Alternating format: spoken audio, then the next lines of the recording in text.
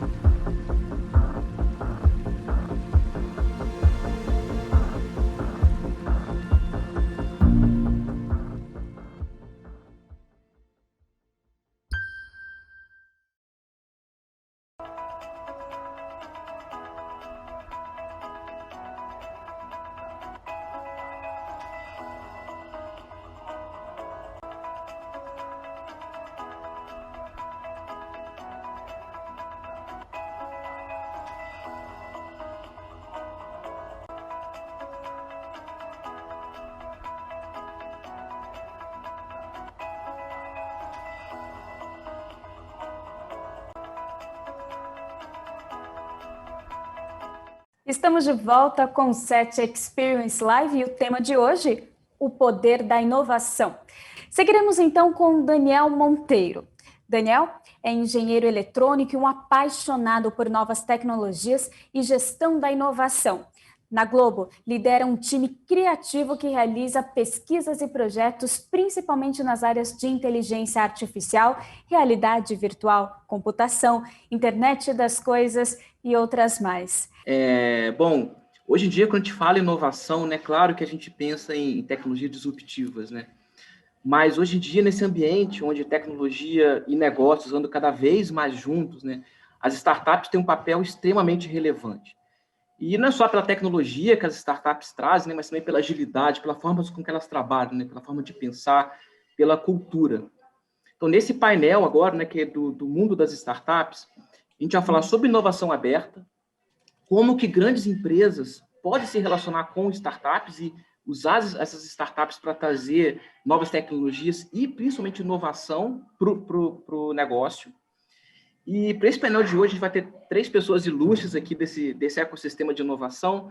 Vamos ter o Hector Guzmão, que ele é cofundador da Fábrica de Startups Brasil, o Merhad Moini, que ele é Head de Business Development e cofundador do braço de mídia advertising da Plug and Play, lá nos Estados Unidos. E vamos ter o Bernardo Stefan, que ele é Head da Oito, que é a aceleradora da Oi. Bom, para abrir o painel, vamos convidar aqui o Hector Guzmão, que, como eu disse, ele é cofundador da Fábrica de Startups Brasil, e vai contar para a gente um pouco de como a Fábrica de Startups funciona, como é possível fazer uma parceria com startups através da fábrica, e falar também sobre a Escola 42, que é uma iniciativa mega inspiradora. Então, Hector, bem-vindo ao SET Experience, obrigado, é contigo. Obrigado, Dani, prazer estar com você de novo, prazer todo mundo que está assistindo a gente também, obrigado pelo time da SET Experience, que tem feito esse evento super legal, com bastante conteúdo relevante, obrigado pelo convite. Bernardo, grande parceiro de ecossistema, Merhad eu não conhecia, mas Plug and Play foi minha escolinha lá em 2014, tenho um super apreço pelo trabalho que todo mundo faz ali. Bom, pessoal, o Daniel, quando me convidou, trouxe um pouco desse tema, né, de como que as startups podem colaborar com as corporações em um processo de inovação que cada vez tem sido mais acelerado e todo mundo deve estar sentindo na pele, seja dentro de casa, ou seja no seu dia a dia de trabalho, o quanto que a inovação tem sido acelerada com essa pandemia toda. E esse é o nosso dia a dia aqui na Fábrica de Startups. Eu queria compartilhar um pouquinho da nossa experiência aqui, do trabalho que a gente faz e como o Daniel colocou também o que a gente vem fazendo com a 42, que é uma escola de tecnologia que eu vou explicar. Mas acho que o mais rico de todas essas conversas aqui é quando vocês fazem perguntas e quando a gente pode debater. Então, eu vou tentar ser o mais breve possível, então perguntem e vai ter meu contato no final para a gente continuar esse papo para depois. Bem, pessoal, isso aqui já é antigo, né? Isso aqui eu mostrava antes de pandemia. Isso aqui era dados que quase que caiu no clichê de como que ao longo do tempo aquelas corporações que têm assumido a liderança em alguns dos indexadores, e nesse caso do mercado de capitais, tinham estado muito tempo dentro da liderança dos seus mercados, e ao longo do tempo o tempo médio dela dentro desses indexadores tem cada vez reduzido. O que eu quero dizer é que em 64 uma empresa permanecia 33 anos, em média, como líder do seu segmento. Isso quando a gente olhava para o S&P 500. Quando você vai para 2017, para 2016, desculpa, reduz para 24 anos, e antes da pandemia a previsão era que em 2027 o tempo médio seria de 12 anos.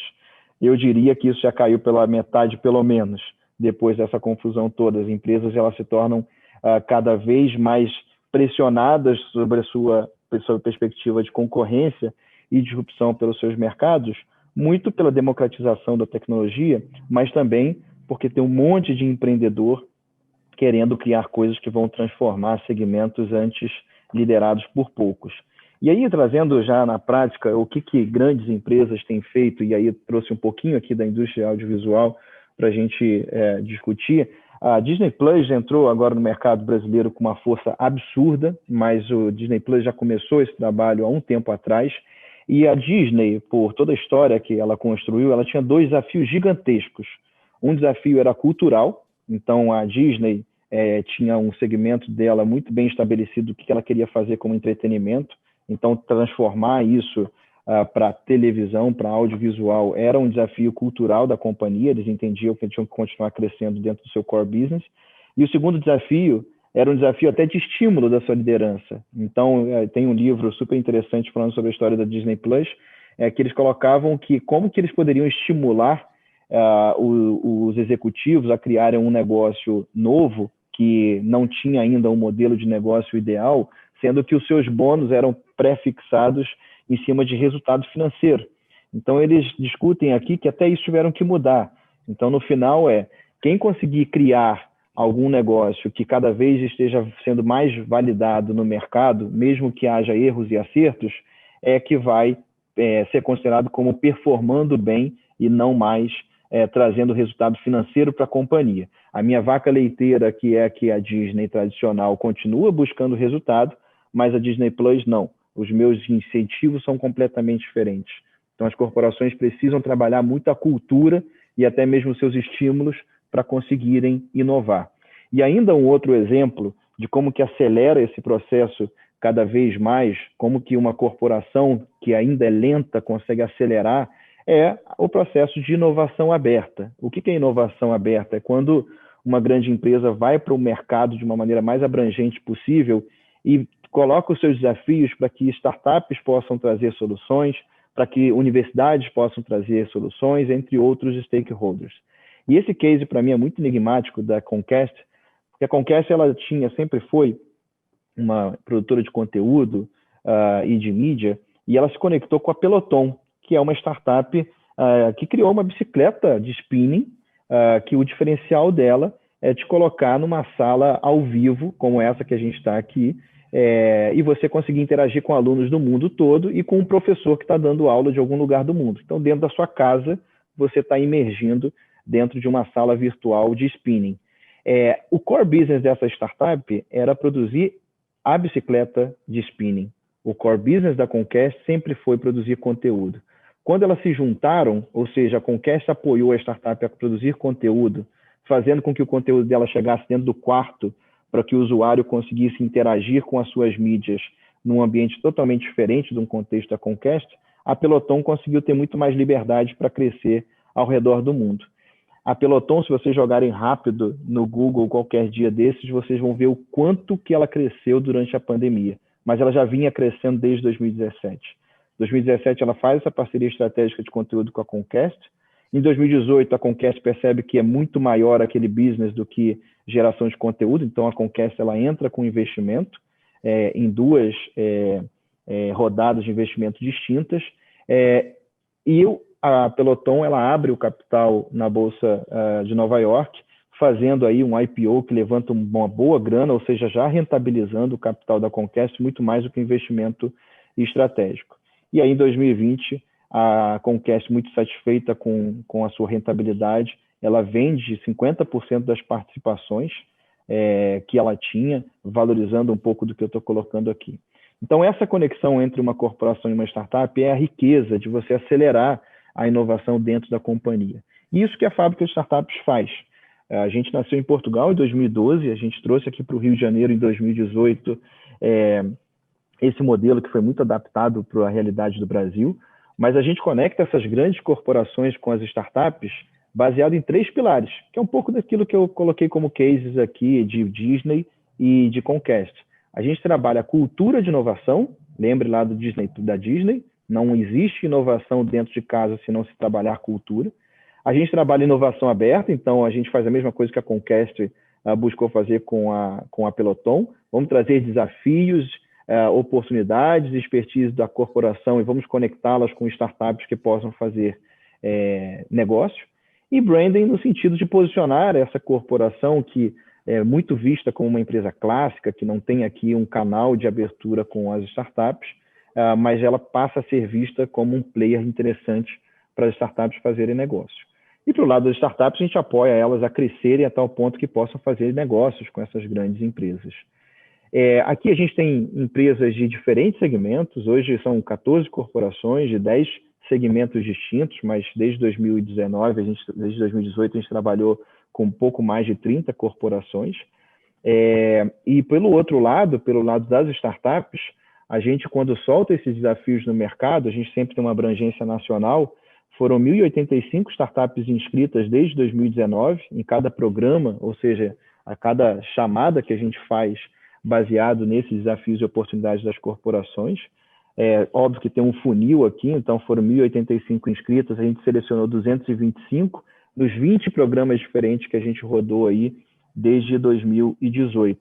E dessas 225, pouco mais de 20 startups fizeram deal com as corporações, fizeram negócio, seja uma contratação, seja uma parceria estratégica, seja investimento.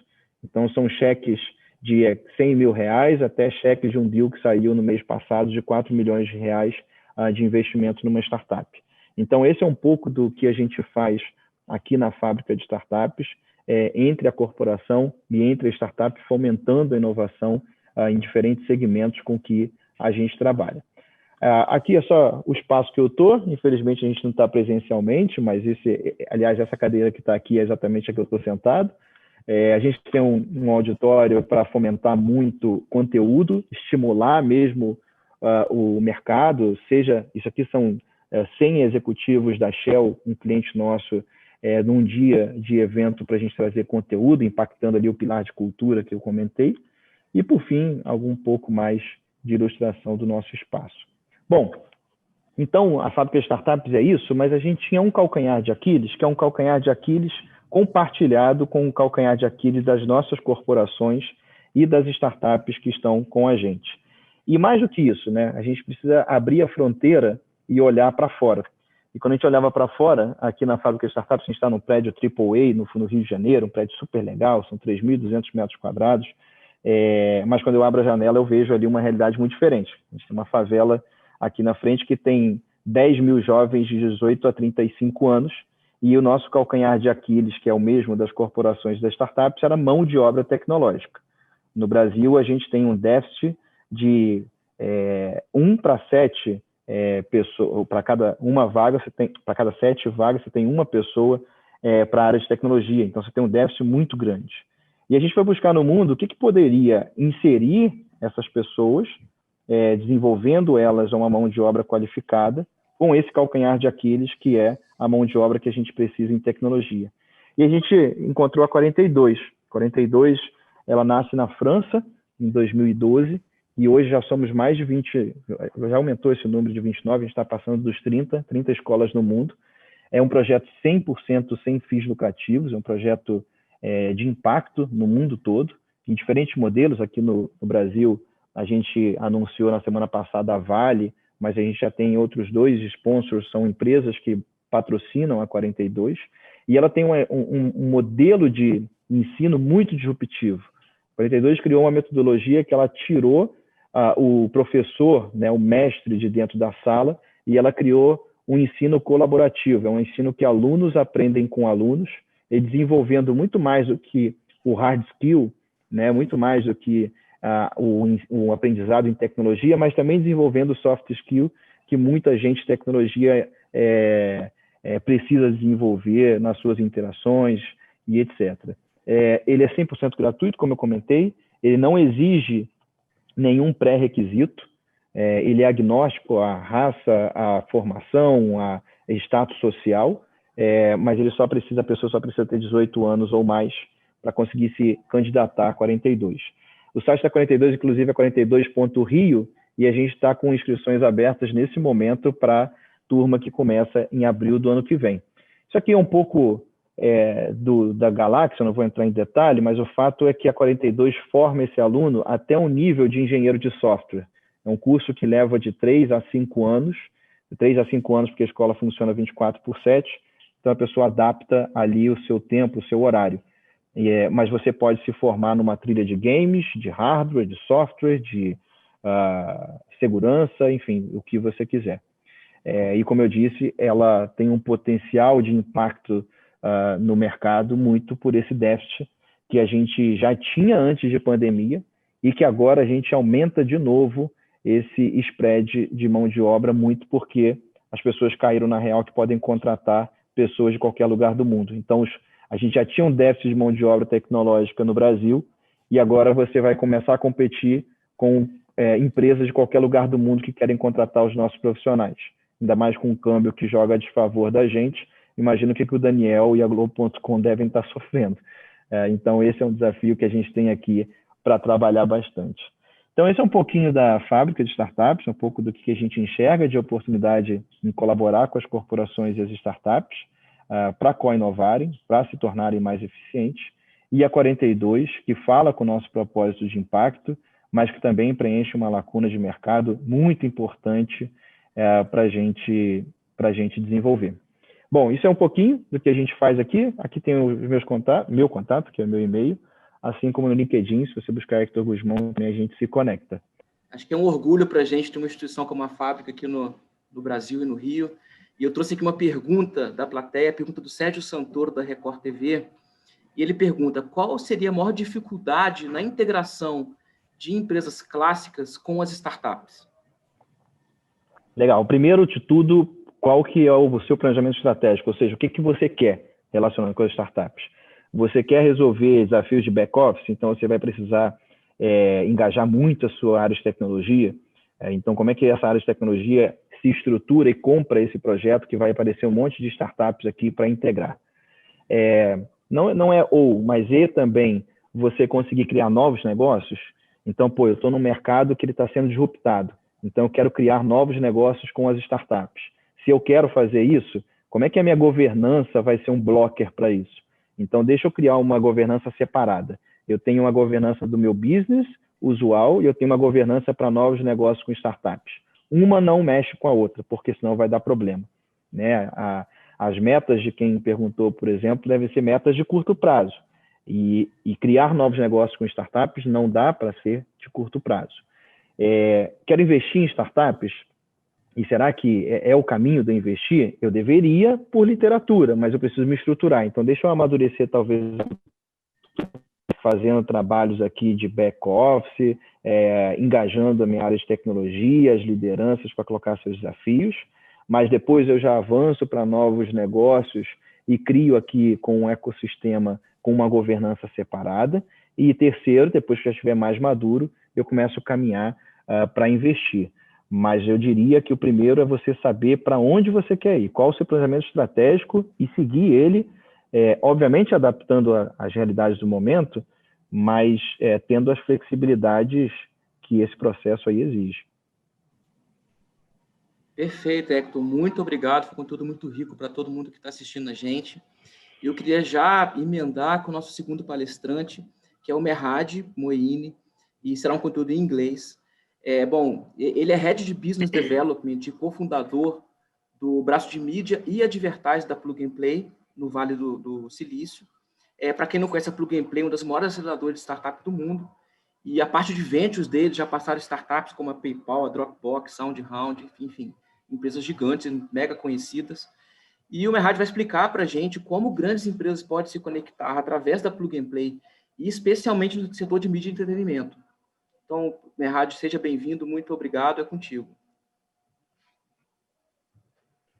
Thank you so much, Daniel. My name is Murad. I'm going to be talking a little bit about Plug and Play, what we do, how we started, and share a little bit about our ecosystem. I'm the head of business development. As Danielle mentioned, I lead our business development in the media and advertising sector globally, and I've been in there from the inception of the media and advertising innovation ecosystem that started about 1 year and 6 months ago. A little bit about our history. I think it's wonderful to know for those of you in the audience.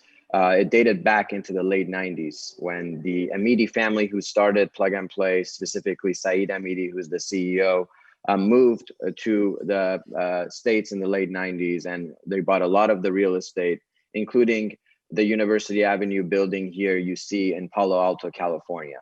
And that building today, if you look it up on Google as the Lucky Building, it turned to pay a lot of dividends to the family. And specifically, the Google founders, Larry and Sergey, knocked on their door in the late 90s, and they were looking for office space, and just being at the right place, right time, the family gets acquainted to technologies. They were primarily a business family. They own real estate, rug galleries all around the United States, and a water delivery business in Spain called Alps. But really the venture capital and innovation exposure came from their office building on University Avenue. So it's really great to hear that story. Larry and Sergey move into the building. Later on, the family happens to invest as an angel fund. There was no Plug and Play at the time. And fast forward, we became shareholders of great companies like PayPal, where we gave them 1 year's worth of rent in exchange for equity. At the time, the family didn't really trust the business models as much. So they decided to give their real estate up for a little bit of an equity into these companies. So we got companies like Logitech, PayPal, Danger that we were getting affiliated with early on through this venture. And so Saeed and the family saw a huge opportunity to scale this to the next level. And so in 2006, we launched Plug and Play, a 200,000 square feet campus in Sunnyvale across from the Apple campus. And the idea was to connect with the brightest mind around the world and expose those innovations and investment opportunities to Saeed's amazing network in different corporations. There was a huge opportunity there, and the family realized it, and they wanted to get on top of being a part of the innovation and technology world. That's the segment that they were missing, and they thought that it could also fuel the real estate side of the business. So they launched Plug and Play in 2006 with the vision that innovation should be open to anyone, anywhere in the world. Our mission is to drive innovation by connecting brightest minds from our offices globally and bringing them together to identify new opportunities. And we have done that by launching 32 offices worldwide in 16 different countries. We have eyes and ears and venture teams in every different location to scout for different technologies and great startups in different sectors that we can connect to. Our innovation platform, it could be relatively a broad term when you say innovation platform, but really consists of 3 different buckets. Number 1 is our venture capital practice. We make over 200 plus investments yearly. Our check size runs anywhere from 50,000 all the way up to 300,000 pre-seed, seed, Series A investments. I will walk you through some of our investments in the coming slides. But primarily, we started it as angel investors, and as the family and the Plug and Play team really realized the potential of this, we decided to double down on our venture capital practice. Today, we have several funds. Our main fund is coming from the family office. So there's no evergreen fund, and check size runs anywhere, as I mentioned, 50 to 350.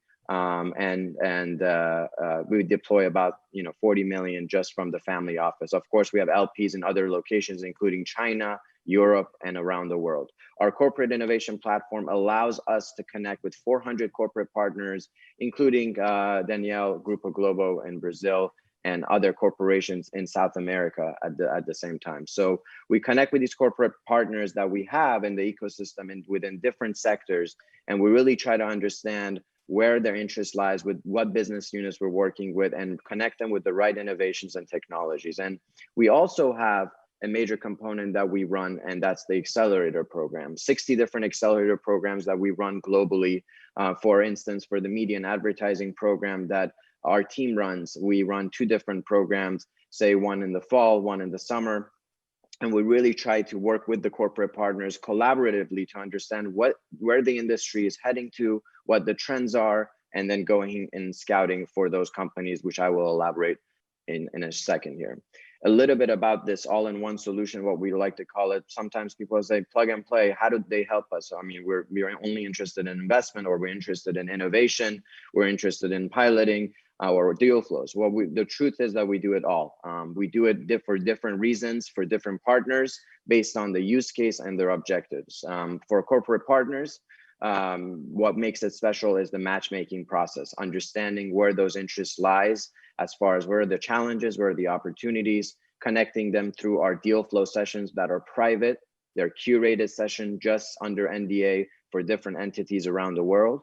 And then we have our accelerator programs that we look at it collectively as a group. We believe that open innovation model is what really makes plug and play successful, and collaboratively sitting next to your competition, looking at what they're looking at really opens the eyes and allows for other opportunities. And that's where the peer-to-peer networking really plays a major role on, sitting across other executives and understanding how they're looking at things and opening those doors for networking opportunities. And on the startup side, of course, they get a ton of exposure through our accelerator programs. If you're a startup in the audience, please do reach out to us in the media entertainment sector. We're happy to connect you and plug you in if there's interest with our partners to work with you. We don't just accept any startup in these programs. If there's interest from both sides, both parties, that's what we really do. We bring them together.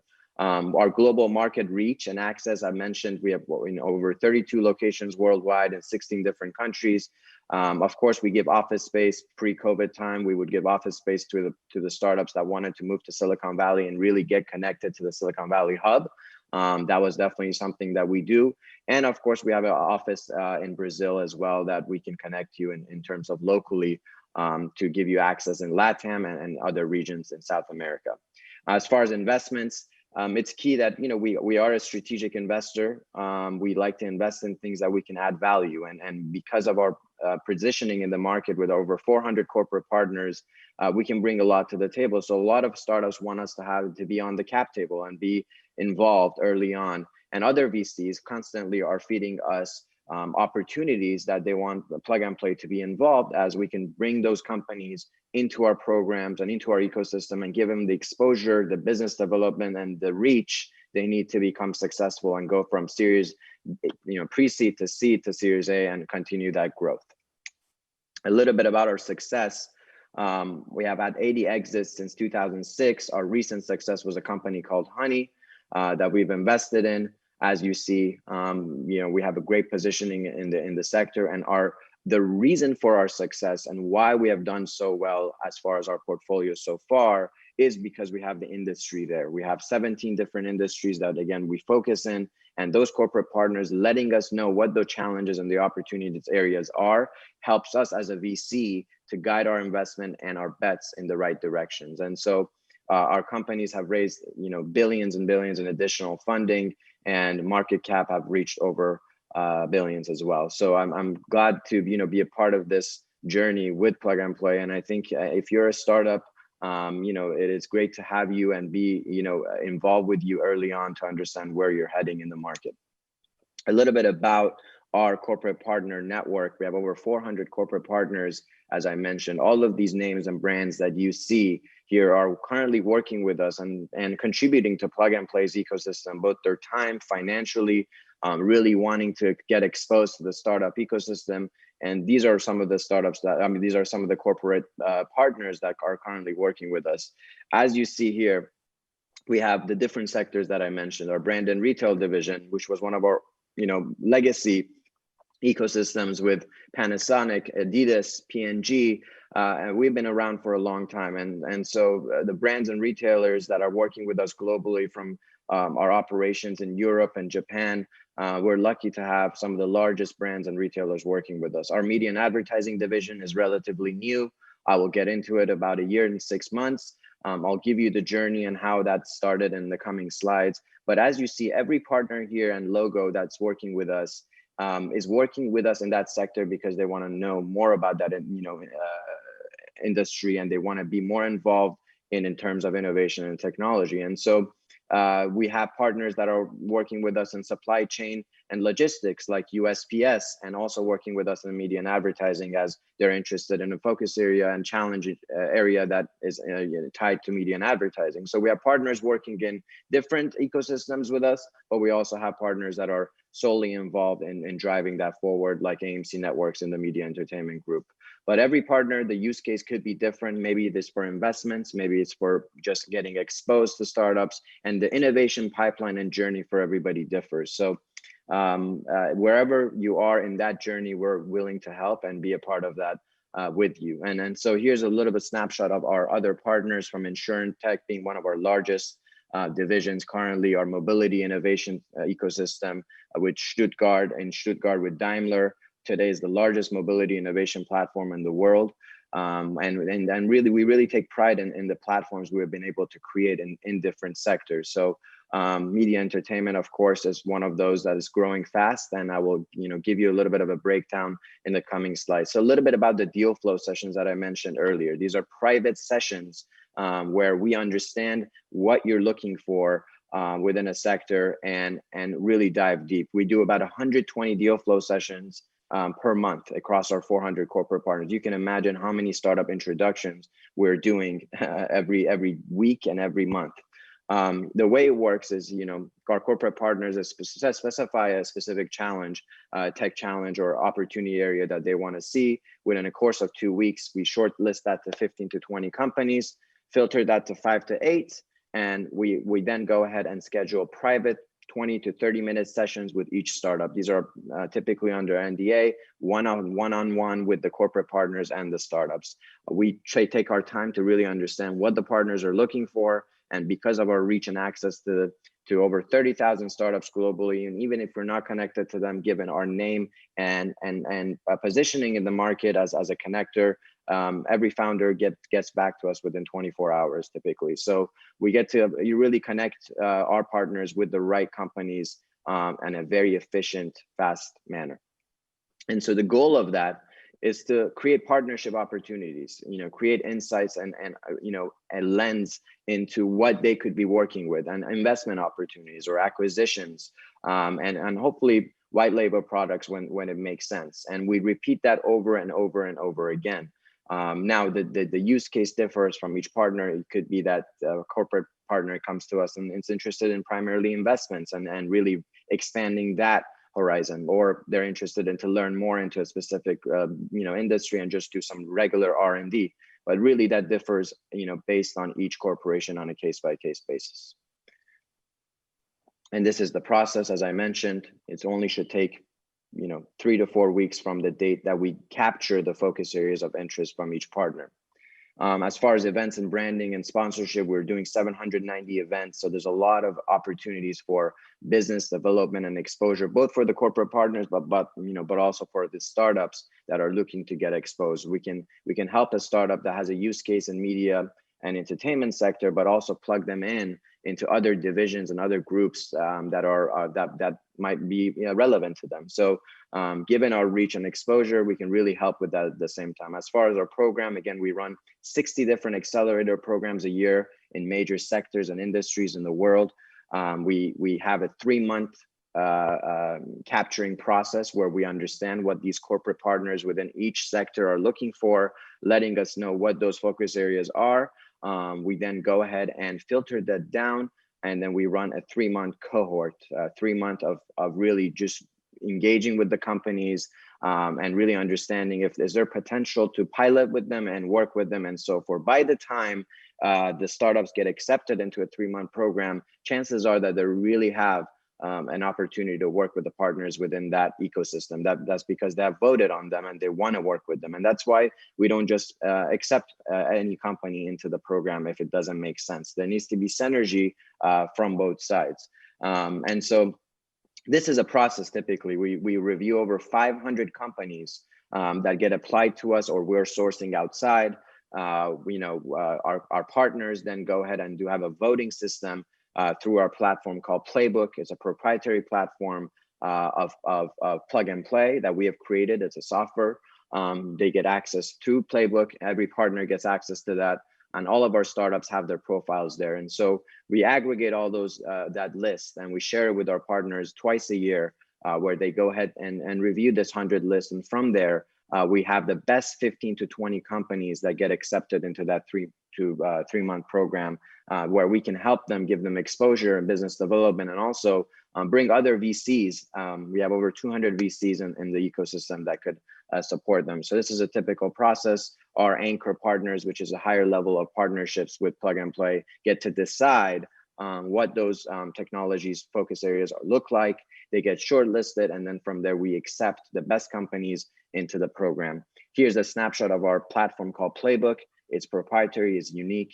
I don't believe anybody else is doing this on this caliber, but essentially we try to aggregate all of these startups that we're in conversations with, keep tabs on them, really know where they're heading to as far as fundraising, as far as growth. And then we're also have eyes and ears with our corporate partners. So we listen to what they have to say in terms of the, what direction the markets are going, the challenges and so forth. And they use this platform to review lists, vote on their favorite companies. As you see, there's a voting criteria. As we share collections to these companies, they get to really dive deep and make their voting here on this platform, which makes everything a lot more efficient and smooth for us. Our executive network is key. We have some of the greatest network in the world today with executives, from C-levels, from CMOs, CEOs, VPs of innovation, COOs, and so forth. So we have a lot of great people working with us to drive that change and be able to work with the startups to be able to plug them in when there is an opportunity. And we're proud of that, and we're happy to connect our partners with each other to facilitate that networking and growth, both personally, but on a business level at the same time. A quick snapshot of the media and advertising ecosystem. We believe the future of media and advertising will be automated, immersive, experiential, and measurable. And what we're doing is creating a platform here that has never existed and bringing the right minds together to drive that change that could really bring our vision together. Here's a snapshot of our progress so far. We started the ecosystem with Amazon. In order to launch a vertical within Plug and Play, you need the right corporate partners to believe in driving that change and work with the startups. It's on both sides of the puzzle, right? So we had Amazon that believed in this. We worked together, and we had partners like AMC Networks, USPS, Intango in Israel, Dentsu Aegis Network with their HQ in Japan, but they're the US arm that works with us. They work with every major brand in the world. The third floor, the largest pre and post visualization lab, and Levity Live. They own all the comedy venues in the United States. Globo, of course, Danielle, we're one of the largest media companies in Latin and Brazil. And Mars, which joined us just recently, and InterDigital, a gaming leader, and that's working with us to enhance their opportunities with Plug and Play. So it's a quick snapshot. We're growing rapidly. If you are in the media entertainment sector and you're a corporation and you want to be involved, please reach out to me. This is just a quick snapshot of some of the focus areas we're working with. Of course, this is a little bit older, and we're updating this and gathering feedback from our partners. Streaming media, omni-channel marketing strategies, understanding attribution is key. Really understanding who the audiences are, from a cultural perspective, the demographic, and being able to tie that into real results and ROI. And so these are some of the things that we're working on. Of course, with COVID and everything going on, the leverage of experiential events and media, virtual production, deep fake technologies have been something that has been coming up time and time again with our partners, and understanding how to do things remotely and work collaboratively while being at home. It's definitely key. So of course, these focus areas always change. They are identified by our partners and us collectively working with them. But this is just a snapshot, and we think there's a huge potential here to dive deeper together with our partners. A quick snapshot of some of the startups that we've had in our programs or our cohorts with the accelerator programs. And we're pretty excited with the growth and level of reach that we've had so far. We have had some brilliant companies come through our programs, and they're on their way to, hopefully hit unicorn status, including Firework, which I've just gotten off the phone with their investors, and they are doing incredible. So I would like to conclude on a few last slides, open innovation and why we should embrace it, right? And so this term, open innovation, was coined by Henry Chesbrough from the Berkeley School of Haas.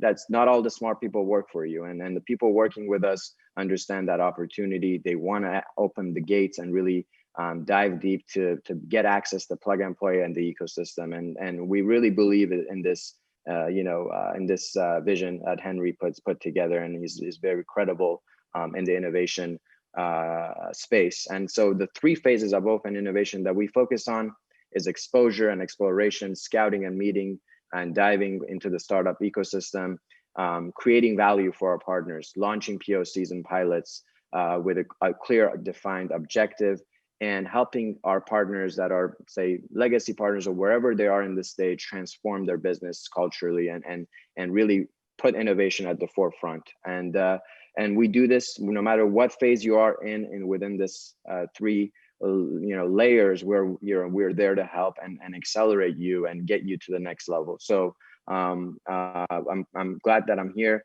today. And what we ask from our partners to conclude is having that executive sponsorship from the VP level, C-level executives who believe in what we're doing, because without them, it's hard to really drive that change and innovation and be able to plug in the right companies and startups to solve those challenges in different business units. We have the executive buy-in within all of our corporate partners, the time commitment it takes to really drive that change and really drive that innovation pipeline, having a clear objective business unit wise, from top to bottom.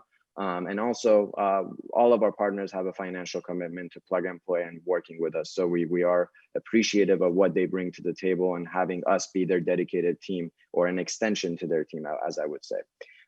Thank you so much. I appreciate the time. I hope this was useful, Danielle. And with that, please be in touch and let me know if there's any questions. My email is right there. You can find me on LinkedIn. I'm happy to share more about the partnership opportunities. If you're a startup, I will connect you to our venture teams as well to get you plugged in. Thank you. Bom, gente, para fechar esse painel, então, vamos trazer aqui um case de quem implementou a sua própria aceleradora corporativa, né? Então, a gente tem com a gente aqui o Bernardo Head do Oito. O Oito é a aceleradora da Oi, e ele vai contar para a gente aqui como que foi essa história e sobre o sucesso dessa aceleradora. Bem-vindo aí, Bernardo. Obrigado por estar presente aqui no evento da SET. Legal estar participando desse evento e estar discutindo, né, junto com quem está realmente participando do ecossistema, como é que a gente pode trabalhar junto com as startups. E como você comentou, né, Daniel, realmente é interessante que, no nosso caso, a gente tem uma iniciativa um pouco diferente. Realmente, a Oi resolveu criar a sua própria iniciativa para se envolver, né, com o ecossistema de inovação. E o Oito nasceu com esse objetivo, né, realmente ser um hub de inovação aqui no Rio de Janeiro, podendo colocar a Oi, né, junto ao centro do ecossistema para que a gente pudesse realmente estar buscando encontrar as melhores oportunidades, né, para estar trabalhando e explorando de forma conjunta com as startups, né? Então, vou compartilhar minha tela rapidamente com vocês. Acho que nesse sentido a gente está fazendo daqui a pouco 3 anos, né, de inauguração do Oito. A gente tem um prédio que fica em Ipanema, aqui no Rio de Janeiro, onde a gente tem um espaço de cowork, a gente tem um programa de aceleração nosso também. E é muito legal que a gente vê que as corporações, assim como a Oi, estão acordando para essa realidade, né, de estar se relacionando com o ecossistema de inovação. A gente vê tudo o que está sendo feito pela fábrica de startup, a gente vê aquele universo gigantesco de corporações, né, que a Plug and Play apresentou aqui também. A gente entende que as corporações acordaram para essa nova realidade competitiva, que existe uma colaboração que faz parte de um driver de crescimento, né, do seu próprio negócio. Seu negócio, muitas vezes, ele pode ser disruptado por novas tecnologias, então você tem que estar acompanhando de perto até para poder se preparar e até se aproveitar dessas oportunidades que surgem, né, e transformar ameaças em oportunidades. Existe esse incentivo à criatividade e empreendedorismo que podem gerar muitas oportunidades, e a tecnologia está fazendo parte do DNA desses novos negócios que estão sendo criados, né? E aí, acho que muito em linha com o que o próprio Hector e o Merhad eles apresentaram, a gente vê que realmente os diversos segmentos, né, mais diversos segmentos, estão acordando para isso, estão criando muitas vezes, estão se associando a iniciativas como a Fábrica, como a Plug and Play, ou às vezes criando as suas próprias iniciativas de inovação aberta. E o 8 veio para ser essa iniciativa da Oi, né? Uma iniciativa até bem de vanguarda, até no setor de telecom também. Quando a gente olha para a razão pelas quais as empresas, né, buscam se relacionar com o ecossistema de inovação, a gente até trouxe aqui um estudo, até já um pouco mais antigo, né, da Harvard Business School Angels, que eles fizeram uma pesquisa junto a corporações tentando entender por que elas buscavam esse tipo de relacionamento. E acabou que eles descobriram que são diversas as razões e conseguiram agrupar 4 grandes razões que muitas vezes elas são exploradas de forma conjunta pelas corporações. E quais são elas? Né? Primeiro, as corporações estão buscando inovação, né? Justamente para poder melhorar a sua operação, encontrar novas oportunidades de negócio a serem exploradas, um retorno financeiro a partir do investimento que eventualmente elas façam junto a essas startups. Todo esse processo, né, e esse relacionamento junto às startups traz para a própria corporação um rejuvenescimento, né, da própria cultura corporativa, o que acaba até fomentando, né, e retroalimentando o processo da própria corporação se tornar mais inovadora. E, por fim, também, quer dizer, essas iniciativas acabam repercutindo positivamente na própria imagem da corporação, então isso acaba também tendo retornos de marketing e imagem para as corporações. Então, a gente entende que existem diversos objetivos que muitas vezes podem ser buscados simultaneamente com essas iniciativas. Isso é muito legal. E, obviamente, de acordo, claro que determinadas corporações podem ter podem dar mais prioridade para um ou outro objetivo, e justamente isso tem muito a ver com a forma como cada corporação vai estruturar as suas ações de inovação para estar trabalhando, né, no mercado. Aí eu queria trazer um pouco da história, né, aí acho que falando aqui da Oi, da nossa história de trabalho com inovação. Eu acho que isso, de certa maneira, se assemelha muito ao que acontece em diversas outras corporações, né? O próprio 8, ele nasceu da área de inovação e novos negócios da companhia, né? E é muito legal que a gente viu uma escadinha acontecer, vocês vão ver isso no slide, onde a gente começou trabalhando com startups e com soluções inovadoras que buscassem aumentar a produtividade interna. Isso é muito normal, né? E é muito comum, porque essa é uma maneira da gente, que as corporações entendem, e que as próprias áreas que estão promovendo inovação entendem, que elas conseguem rapidamente tangibilizar, né, aquele trabalho que está sendo feito em valor para a companhia. Então, a venda desse tipo de projeto, né, não é tão complicada quanto projetos que vão trazer resultados mais a médio e longo prazo. Então, você começa trabalhando com projetos que vão trazer resultados rápidos ligados à produtividade interna, mas na medida em que você começa a ter resultados positivos e começa a ganhar a confiança do corpo executivo da corporação, né, para ampliar esse programa, você começa, e eu estou falando aqui da experiência da Oi, a gente começou a buscar soluções que poderiam incrementar o nosso relacionamento com os nossos clientes, muitas vezes ligados ao nosso core business. Então, por exemplo, a gente está falando, se no início a gente tinha projetos, né, que estavam gerando soluções que, por exemplo, economizariam combustível da nossa frota de veículos que estão na rua, com soluções de gestão de frotas, por exemplo. Agora a gente teria projetos como, por exemplo, o Minha Oi, que hoje em dia, né, não é mais, é um programa, né, e uma aplicação que hoje é desenvolvida por diversas outras telecoms, mas que, quando foi lançada, era algo absolutamente inovador e de vanguarda. Então, essa era uma aplicação que melhorava o nosso relacionamento com o cliente e que acabou gerando muito sucesso, podendo também diminuir, né, indicadores financeiros, como churn, etc., e conseguindo também aumentar a eficiência, né, e gerar mais receita para a companhia. Mas ainda era muito ligado ao core business da companhia. Mas, na medida que a gente começou a gerar também resultados e aí ganhando mais ainda a confiança do corpo executivo, a gente começou a buscar negócios e oportunidades que não necessariamente estivessem ligadas ao core business da companhia. Então, a gente começou a buscar fontes de receita que fossem subjacentes e associadas ao nosso core business, mas que não necessariamente tivessem relação direta com ele, tá? Mas e essa atividade era desempenhada pela área de inovação e novos negócios, que acabava fazendo isso de forma muito ativa. Então, na verdade, eram os próprios colaboradores, com um número de braços limitados, que iam, né, atrás de oportunidades para trazer para a companhia. E a gente entendeu que, se a gente pudesse avançar com esse modelo para transformá-lo num processo até passivo de recebimento de oportunidades, a gente poderia, não abandonando as ações anteriores, alavancar ainda mais a inovação para a companhia. E o 8 veio com esse objetivo, né, de justamente criar um mecanismo de prospecção de novos negócios muito voltado à inovação aberta que pudesse estar aberto ao mercado para poder receber as oportunidades, né, muito em linha com que o próprio Hector, né, e a Plug and Play trouxeram para a gente também, onde a partir de desafios que a gente elenca dentro da companhia, a gente consegue ir ao mercado e se abre para o mercado para receber oportunidades que possam atender esses desafios, né? Então, eu queria mostrar rapidamente, e com isso a gente, então, criou o Espaço Ipanema. Acho que dentro do espaço que a gente tem em Ipanema, a gente tem hoje, né, um programa de incubação de startups, um espaço de aceleração que, aí, obviamente, e de cowork, que hoje, em função da pandemia, está fechado, a gente ainda não tem previsão de reabrir, a gente está aguardando ver como que a pandemia vai se comportar e como é que e quando que a gente pode reabrir esse espaço para a utilização. E a gente tem também uma área de eventos justamente voltada para fomentar o ecossistema aqui do Rio de Janeiro, onde a gente tem um teatro com espaços para realização de cursos, seminários, né, demo days, hackathons, justamente para ser um espaço que possa congregar o ecossistema de inovação próximo a nós, tá? E, ao mesmo tempo, estimular esse ecossistema. Dentro do programa de incubação, a gente acabou evoluindo um pouco o nosso modelo, né, a partir de aprendizados que nós tivemos desde 2018. Né?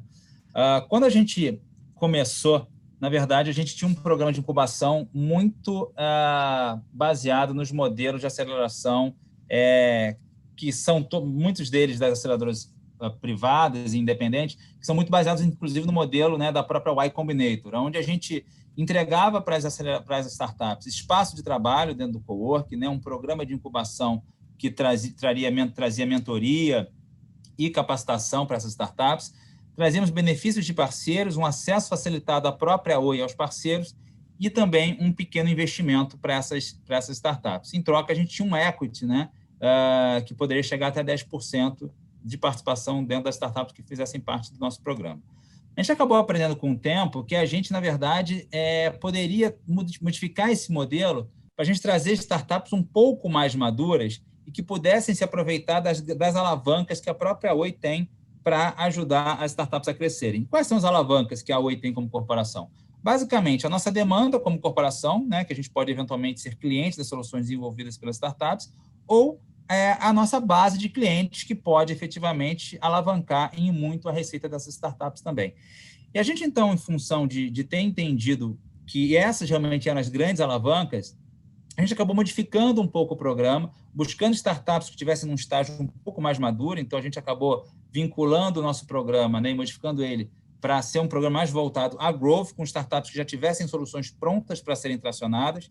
E a gente entendeu que o investimento poderia ser, na verdade, substituído por um resultado associado à utilização dos nossos canais, que muitas vezes gerariam receitas muitas vezes superiores a um eventual investimento financeiro que nós faríamos, né, como no modelo anterior. E, em função disso, a gente criou um modelo que a gente chamou de Revenue for Equity, que, na prática, é um modelo em que a gente gera resultado, né, na forma de receita para as companhias, para essas startups, e, em troca, a gente pode virar sócio no futuro delas. E, na prática, isso começa a fazer sentido. Começa a apresentar os resultados, onde à frente, atrás de startups que, uma vez alinhadas com os desafios e com as alavancas que nós temos à disposição, acabam conseguindo crescer numa velocidade muito superior ao que elas poderiam se elas não estivessem como parceiros, né? Então, acho que, em função do tempo, eu vou tentar acelerar um pouquinho, né? Mas o grande ponto aqui, como comentado anteriormente, é que essa mudança do nosso foco para startups que estivessem mais próximas ou mais maduras e próximas de um modelo que pudesse ser tracionado, faria muito mais sentido em função das alavancas que a gente tem disponível para essas startups, tá? A gente acabou mudando também um pouco o foco de busca dessas startups. Se no primeiro momento a gente elencava áreas de interesse que a gente estava buscando no mercado, a gente acabou partindo para um modelo realmente de desafios, onde nós, como 8, buscamos internamente na companhia oportunidades que a gente queira explorar ou desafios operacionais que a gente queira resolver, e a gente vai ao mercado encontrar exatamente aquela startup que vai atender aquele desafio ou aquela oportunidade. tá? E no fim, e por fim, a gente acha que cada corporação, como a gente falou lá no início, ela deve entender, quando ela busca se relacionar com uma startup ou com um ecossistema de inovação, ela tem que entender que ela pode trabalhar de diversas formas e, para isso, ela tem que entender qual é o seu principal objetivo, né?